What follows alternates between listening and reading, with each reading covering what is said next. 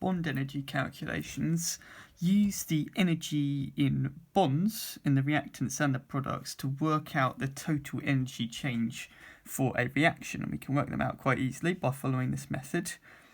The reaction energy that you get tells you the total energy going in.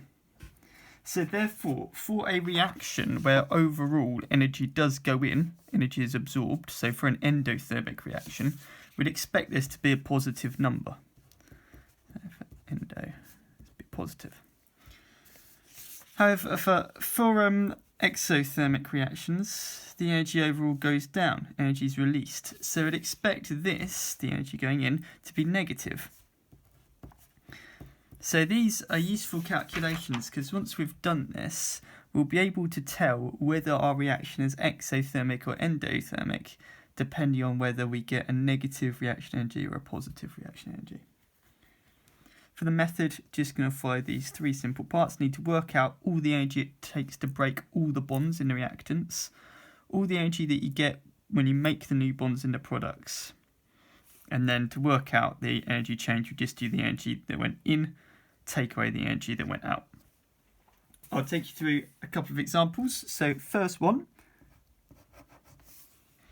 I'm going to do the reaction where hydrogen bromide breaks down to make hydrogen and bromine. Hydrogen and bromine are both diatomic, so for that to be balanced, there'd be a big 2 there. So if I was given that as a simple equation, the first thing which would be really helpful to do would be to draw out those molecules so I can see all the bonds. So the first one, HBr, is just going to be an H and a Br atom bonded. There's 2 of them though, so I'll draw 2 molecules. Then in the products, H2 is 2 hydrogen atoms bonded, just one of those though.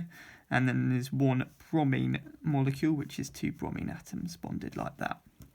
Okay, so now I'm ready to go through the method. So first step, I've got to work out the energy that goes in to break the bonds in the reactants. I'm going to write in and reactant, so the person marking my work knows I know what I'm talking about. Okay, there are 2 H to Br bonds. So if I go to this table, you'd always get a table which tells you the reaction and the bond energy for the different things. It is 366, so I'm going to do 366 and times 2 because there's 2 of them. So that gives me 732 kilojoules per mole. Step 2, now I'm going to look at the products, which is the energy that's released. So I'm going to write out products. And this time I've got one of these. So I'm going to write 436 plus 193. And that gives me 629 kilojoules per mole. Okay, so I can see that the energy that is released is less than the energy that went in. So overall, energy is going to have gone in. I'm going to get a positive number because I'm taking away a smaller number. So the energy change is 732, take away 629. And that gives me 103 kilojoules per mole. And I'm going to write a plus sign in front of it. We don't normally do that, but that just makes it really clear that because I've got a positive number, I know that this is an endothermic reaction. Now I didn't know that, but now by using those bond energies, even though I've never done this reaction before, I know that it would get cold because it takes energy into the bonds. Okay, I'm going to do a second example. This is a reaction that I often use as an example. It's the reaction of hydrogen with oxygen, which makes water, of course, H2O. For that to be balanced, you would have to use there. Okay, so there's my simple equation. Again, I'll draw out the molecules so that we know what we're doing. There's 2 of these H2 molecules this time.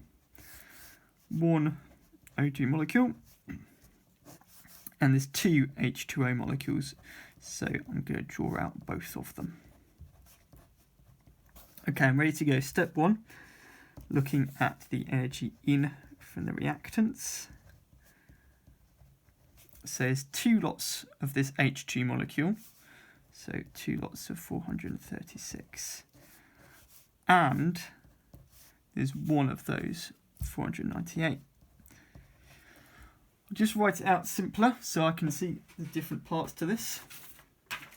So 2 lots of 436 is 872 plus 498, and that adds to 1,370 kilojoules per mole. For step 2, the energy going out when we make the products. So if I've drawn out my molecules, I can see quite clearly that there are 4 of these H to O bonds because there are 2 molecules. So 4 lots of 464 from that table.